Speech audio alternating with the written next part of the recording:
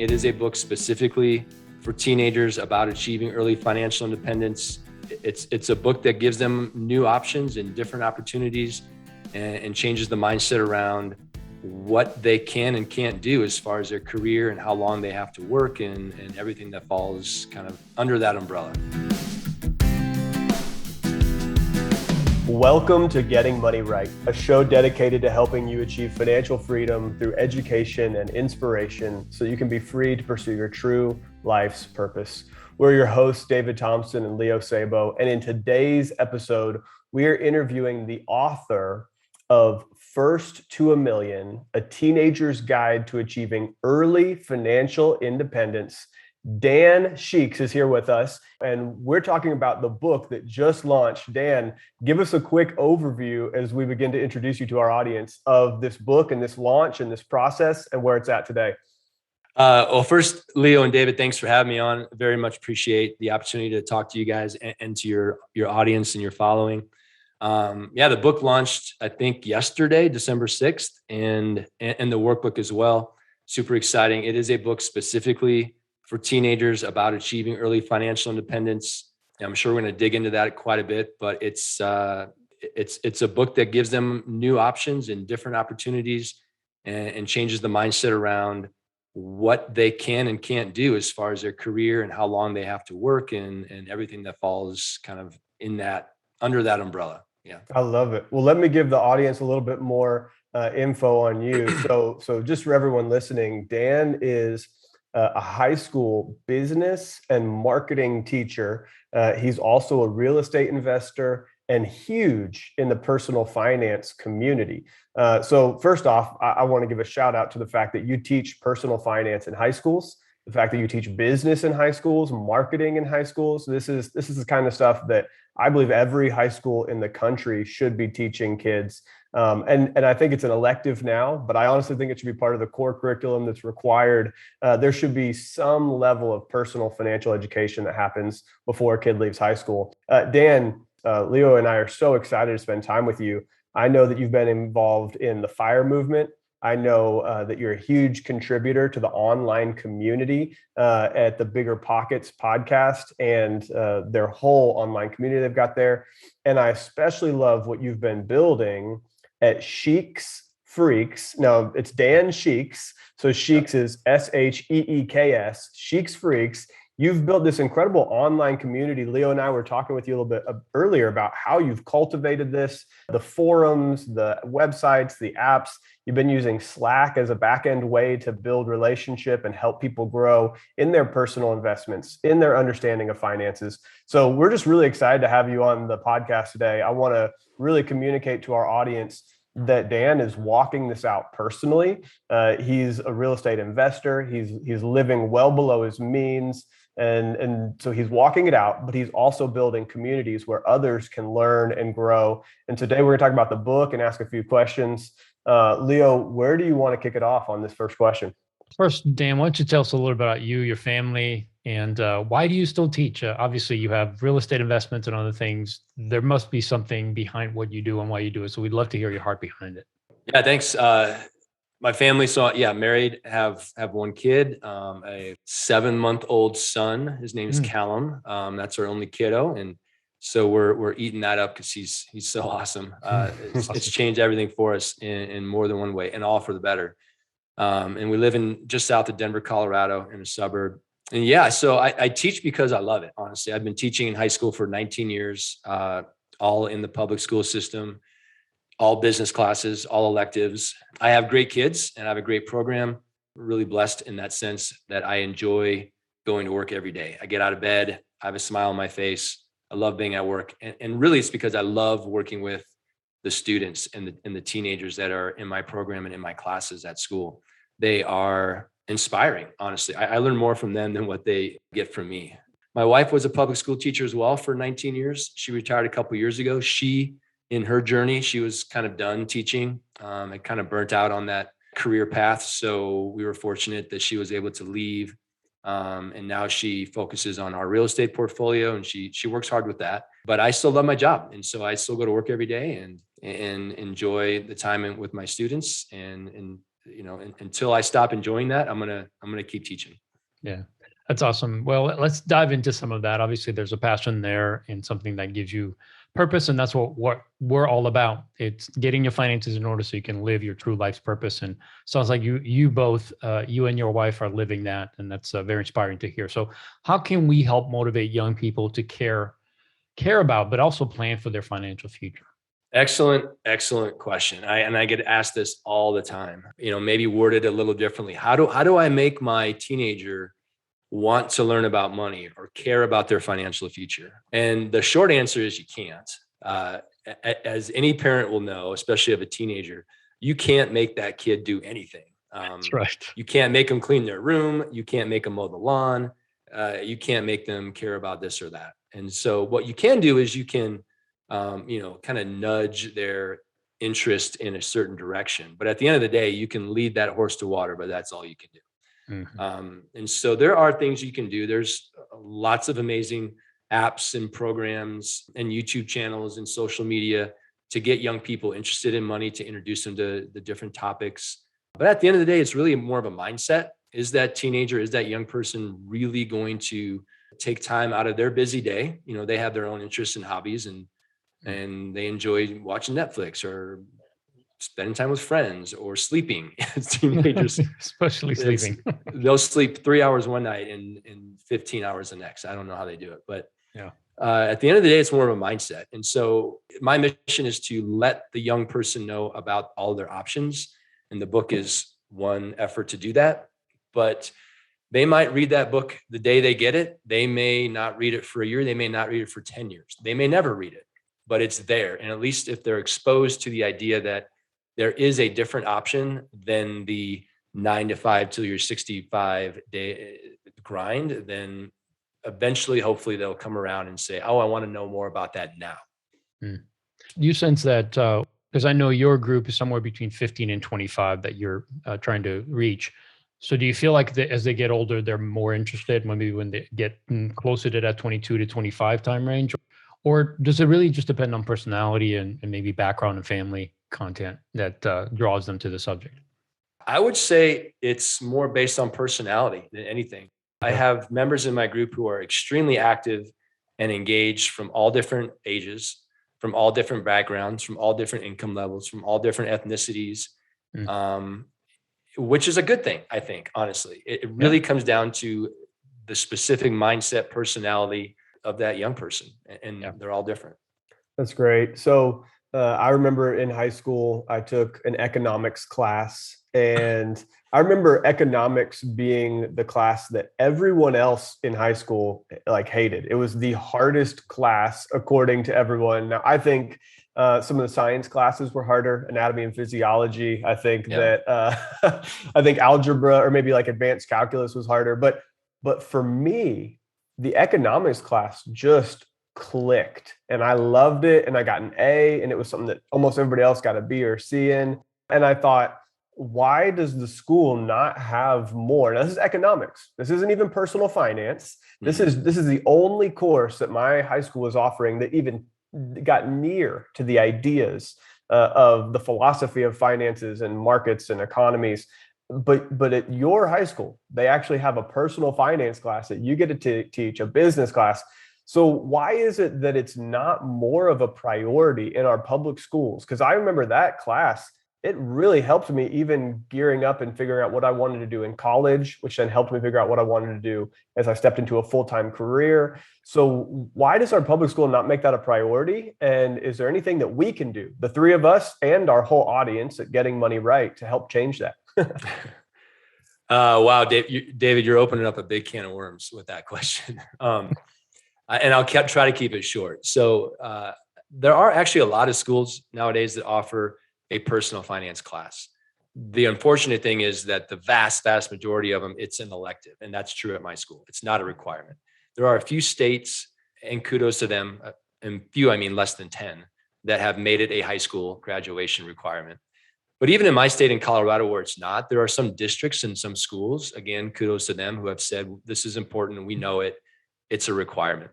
The reason it's not a widespread, and there are many organizations and individuals who are fighting to change that.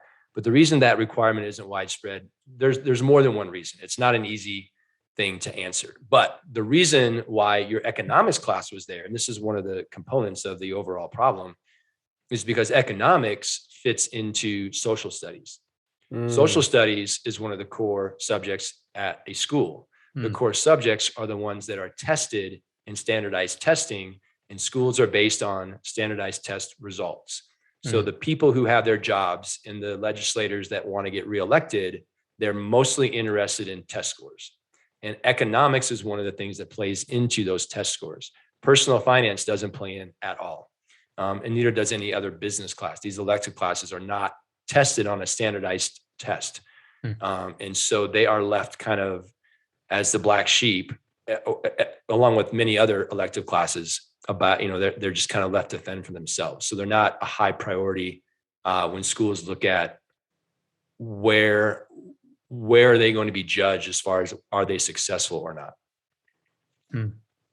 Well, I did not realize that. That's good insight to know. So it's not really a willing or almost an intentional, we don't want to talk about this. It's more of how it's being graded and what drives the policies and of course the funding of these schools. So is there anything we can do to change it? Do we need to put more people in the office that are more, is that? No, I think you summed it up, Leo.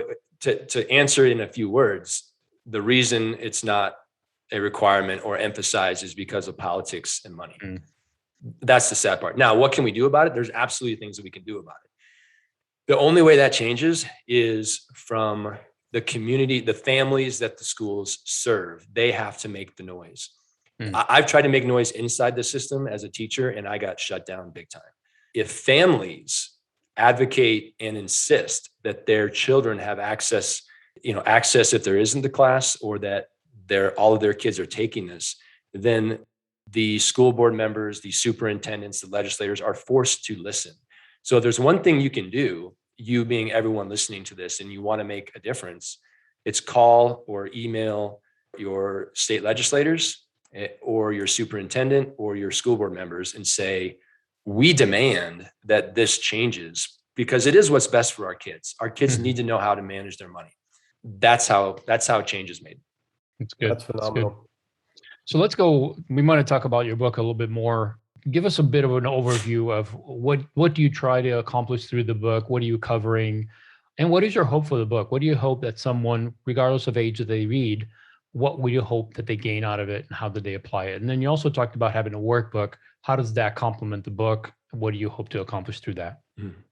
My mission, as it always has been, is to just inform students, teenagers, young people that there is a different option than the typical American dream pathway of go to high school, get good grades, go to college, get good grades, get a good job, get married, have 2.3 kids, have the family dog, the white picket fence, work till you're 65, retire, and then you get to live the good life. That is one option, and it's fine. But my mission is to say there are other options that will get you to early financial independence decades before 65 if you want to. But here's the backup to that, Leo. I'm not telling anybody in my book, in my community, anywhere, what they should do. The book is about, here's some information, here are some options, and then you, Mr. or Mrs. Reader, you get to decide what's best for your journey. What do you want to employ in your life? If you don't use anything from the book because it doesn't apply to where you're going and your goals, that's fine. Or if you use everything, that's fine, or anywhere in between. I know a guy who reached financial independence in his mid-20s. That's a big difference between 65. And there's 4 decades, 40 years of difference in there. Someone should fit somewhere in those 40 years, unless you want to work till you're 95. I guess you could do that option too. But they get to decide, once they have the knowledge, what option they choose, what opportunities they want to take advantage of and make the most of, versus only having one option and never knowing that there's anything else besides that one pathway. That's, I think, the disservice that we do to our young people. I remember coming out of high school, and I was raised in a nice middle-class area and went to a lower middle income high school, and then went off to college and ended up at Southern Methodist University, a really good business school here in Dallas. And I was surrounded by kids who maybe not every one of them, but I was in the business school. So at least 50% of them had learned about finances growing up and had learned about business management. And some of them had learned about real estate because their parents, this is a pretty high end college. And I got in through scholarships, but I'm hanging out with guys that just knew way more than me. I felt like I was way behind in basic personal finance and real estate and business management. And over the years, I feel like I've gotten to catch up, and that's part of the heart behind getting money right. And obviously, your community, Sheiks Freaks. I remember I had a friend in college who bought a property while he was in college. So he's around 20 years old. And I'm interested, what are the young listener who's listening today, or the parent who wants to encourage their kids or nieces and nephews? What does the young listener do if they want to get started in something like real estate investing early, say around 20 years old? What are the things that they need to do to even be ready? Because I remember when my friend told me that he had bought a property over the summer, rehabbed it, rented it out. He went basically through the Burr method. And I thought, I have no idea what you're talking about. I couldn't do that to save my life. I barely made it into business school, and I was proud of myself for making it into business school. And this guy's flipping real estate at age 20. What are some of the things that a kid can do to be ready at 18, 20, 22, and beyond? Yeah.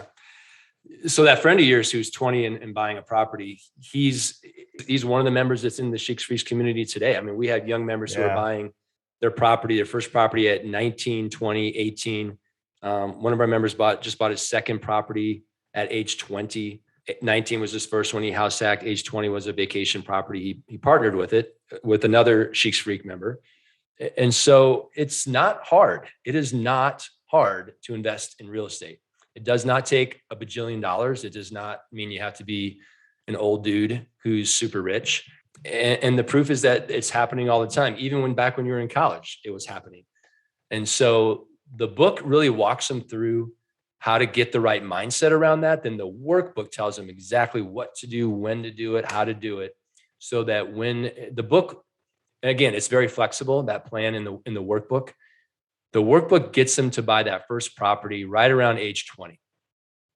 And it'll be a house hack property, meaning they're going to live in it and rent out the other rooms or floors or units.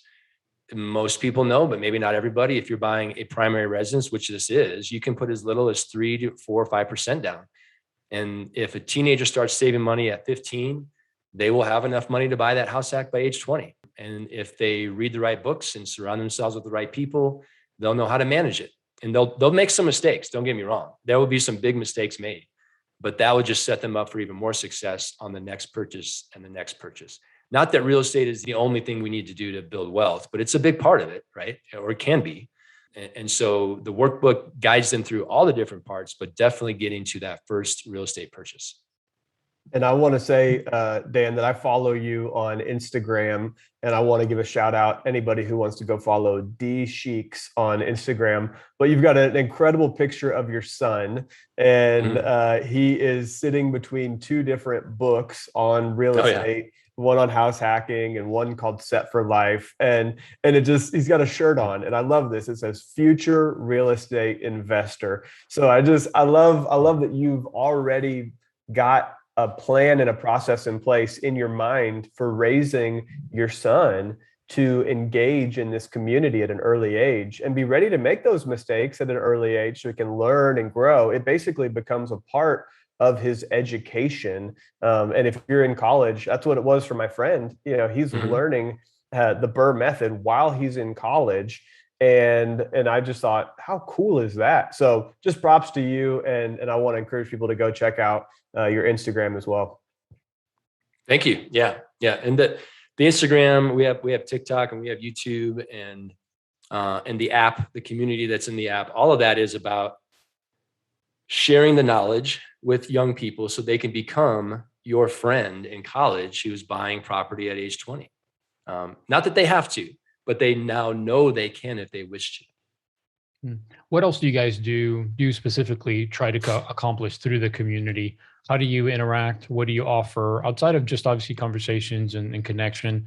Do you have an actual, I'm sure you do, but what is your hope and purpose for this community? How do you interact and how do you help motivate them? The main benefit of the community is a really simple one. It's about being around like-minded people. So, a Sheiks Freaks member is in there because they're young and they're highly motivated. I mean, these are the exceptional young people, right? I would say 5 to 10% who just get it and they already have that mindset and they're super driven about their financial future. It's a small percentage. But because of that, they don't, in their own home circles in their community, they don't have really good friends that share this. It's like, David, when your friend was telling you in college about this stuff and you're like, I don't know what you're talking about. And you probably walked away at that point. Your buddy needed a place to go to find other people he could talk to that were doing the same thing. That's what this community is for. So that's the number one benefit, is they're around like-minded people. Whenever they want to be, they open the app and they're in there. They share resources. They share success stories, wins and losses. They hold each other accountable. We have several groups, which are kind of topics, around 50. And so if you're really interested in wholesaling, there's a group for that. Cryptocurrency, there's a group for that. Earning more money, side hustles, there's a group for that. House hacking, there's a group for that. So they enter the groups that they wish. And then they're around people who are very specific about what their intentions and their goals. We have a weekly Zoom meeting where oftentimes we have guests come on to talk to them about their experience. Pretty well-known guests sometimes, people that these young people can then, my members can ask questions and hold conversations with and get expert advice from our guests. Soon we'll be launching what I'm going to call freak pods, where if they want, they can be put in a small pod of 4 or 5. And it's going to be an intense, personal, weekly meeting over 2 months where they really get to know the members of their pod and they grow, and the accountability level is much higher. The access is much higher to each other, and they use that core group to really drive them forward. And there's some other things we do in the community as well. It's always growing. We're trying to add new features all the time, but it's about being around like-minded people. That's really what it is at the end of the day. I know a core part of your investing strategy is index funds and educating people on basically modern portfolio theory and why they should invest in index funds and have a retirement account set up and take advantage of tax advantage accounts. But I also know that another big part is the real estate side. So I'd love just a short intro to even how you got started on your first property that you chose as an investment with your wife, how you guys got into that, and then maybe a short overview of how that's even grown into the number of units that you guys have today. Sure. Yeah. My first property, as probably a lot of real estate investors, is a really bad example. It was before I met my wife. I bought a townhome to live in. I actually house hacked it before I even knew what that was. I had a roommate who paid me rent to live in the other bedroom, a friend of mine. But this was back in 2004, when the mortgage crash, and they were giving away properties and mortgages to anybody. Now I had a full-time W-2 job. I was teaching. I was in my second year when I bought that house. So I was qualified, but even people who weren't qualified were buying houses. So I bought that property with an 80-20 loan, meaning I did not put a dime down, and it was interest only, meaning that I didn't chip away at the equity through paying down the principal every month either. Like, it was, looking back now, like, what the heck? What was that? How could they give a house to me? I didn't have $10 to my name to invest in a house, but it ended up working out. I lived in there for about 3 years, transitioned it into a rental after I moved out, kept it for another 6 or 7 years, sold it after the mortgage bust and the real estate market turned down. Sold it for more than I bought it for. It took a while. It was underwater for a few years. I could have foreclosed. I didn't. But that was my first rental property experience. For a while, I called it the worst financial decision of my life, as I was sitting there $50,000 underwater. When I sold it for another 50 grand over what I bought it for, I thought, oh, that maybe wasn't so bad. Then met my wife. She had a couple of properties when I met her. And when we got together, which is also the same time we found Bigger Pockets, this is 7 years ago, we got together and it was like, 1 + 1 = 5. We're now off and running because we were of the same mindset. We both were sold on real estate. And so we've improved our portfolio. Now we have 15 units. We are not interested in owning dozens or hundreds of units. That's not our plan. We may get to 20, and then we'll start paying down the mortgages and increasing the cash flow. And that's our plan. Now we have other investments, right? It's not just real estate, but that's our goal. That's how it fits into our life. But everyone's different. Mhm, mhm. Yeah, I love that, because you have a passion to teach, and obviously that's not just your own purpose and benefit to you, but it's obviously spilling over and helping other kids. So even with the launch of the book and the work and everything that you're not only doing in the classroom, but beyond that, that's going to pay more dividends in helping the next generation and really investing in people rather than, yeah, you could probably, you and your wife have the same mindset and obviously are not lazy people. You could probably go and get 100, 200, 300 units and build an empire. But you've looked and said, I know what's right for us. And I love that because I think sometimes people think, well, I'll get into real estate, I'll get in some kind of investing and make a killing, and then I'll never have to do anything again. And that's such a wrong mindset to have. I mean, you don't ever get to the point where you don't do anything and have no purpose. That's a terrible way to live. And I like that your personal story is, hey, I could go in this direction, make a ton more money, but I like doing this because it's helping people, and this is what gives me purpose, and that's what makes me get up in the morning. It makes me happy, and I think that's a great testimony of what a good balance there has to exist between making a good life, but also realizing that money will never actually define that fully. You have to have finances. You have to make sure you manage it well, but it's bigger than that, and you guys have figured that out. So I'm glad that you're passing that on to others, especially younger kids, as they're because they can so easily be swayed by the wrong thing, a lot of money and the things that money can buy. Yeah, yeah. And Leo, you said a word that I love, and that word was balance.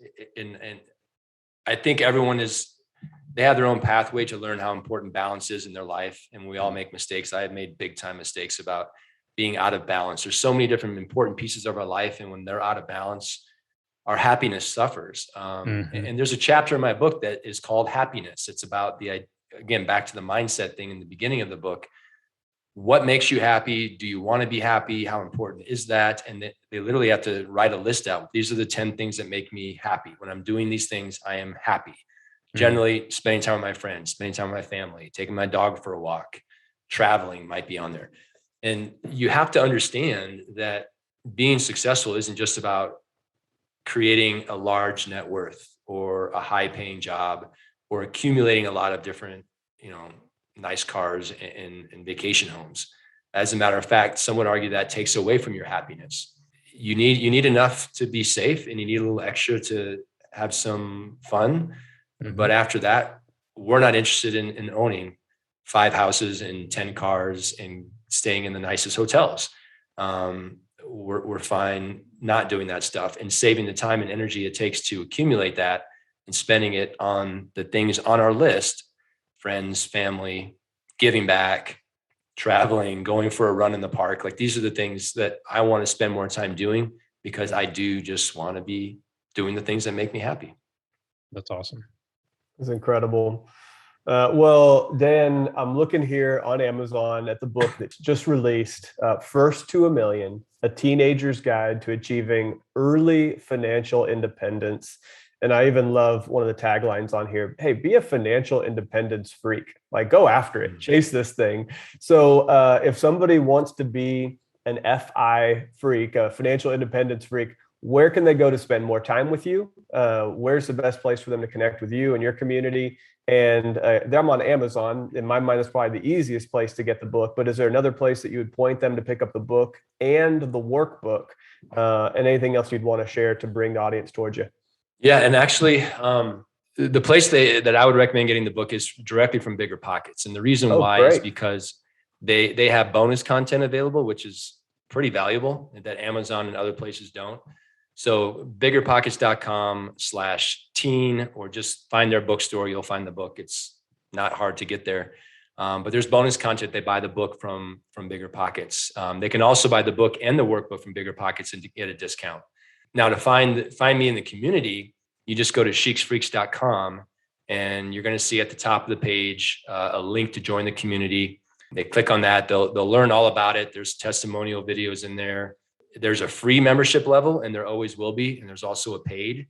The free membership level still has a lot of value, but if they want to try the paid one out, it's a 7-day free trial. So it's pretty risk-free, and it's only $100 a year. It's not like it's going to break the bank, but they can find the community, just sheiksfreaks.com.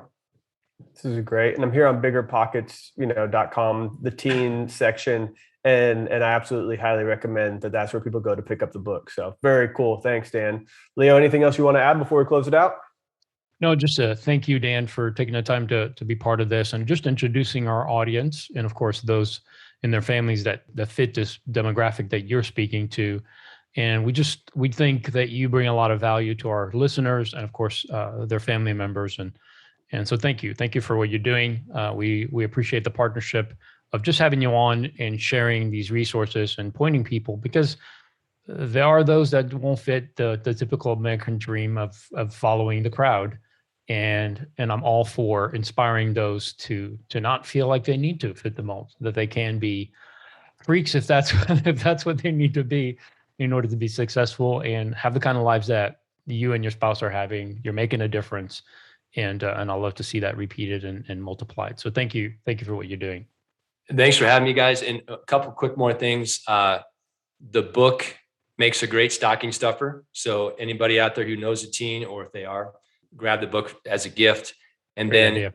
If someone does want to join the community and wants to opt in for the paid membership, when they're checking out, there's a place for a discount code. If they enter Getting Money Right, all one word, they'll get a nice discount on the paid membership for the first year. So Getting Money Right, all one word, all lowercase, and they can get into that the first year of the community for a lower price than what we normally charge.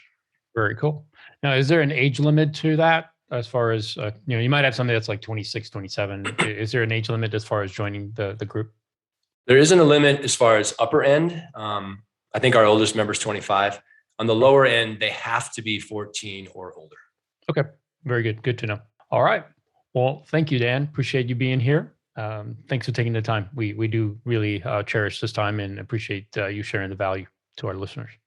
You bet. Thanks, Leo and David, for having me. I had a blast. Keep on doing what you're doing, by the way. Keep crushing it. I think we're both fighting the same fight here, right? We're no doubt spreading knowledge that helps people live better lives. So I appreciate what you guys are doing.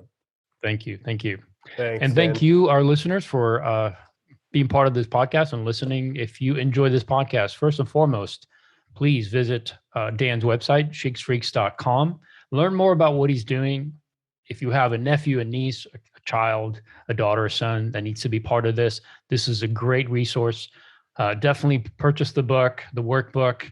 Give them something that will help them walk this out. One of the things that Dan shared about the workbook is that the reason he did the workbook is because there were kids who were saying, hey, I understand what you're saying, but can you give me like a checklist that I can follow, some process that I can follow to engage with this? That's where the workbook came about, is to just give a very systematic way of approaching this and applying this and really just setting them in a way so that they can actually do it and check it off and have a guide. So definitely check that out. Take advantage of this. This is such a great resource that I wish we had when we were growing up. And if you're listening to this, you're probably shaking your heads like, yep, I wish I had that. So take advantage of it and check him out. And if you enjoyed our episode and enjoyed Getting Money Right, the best way that you can support us is by just sharing this podcast, leaving us a review, letting more people know that this show exists so that they can benefit as well. Thanks for being with us, and we look forward to seeing you next time on Getting Money Right, where we're going to do what, David? So that together we can keep getting money right. Awesome. See you guys next time.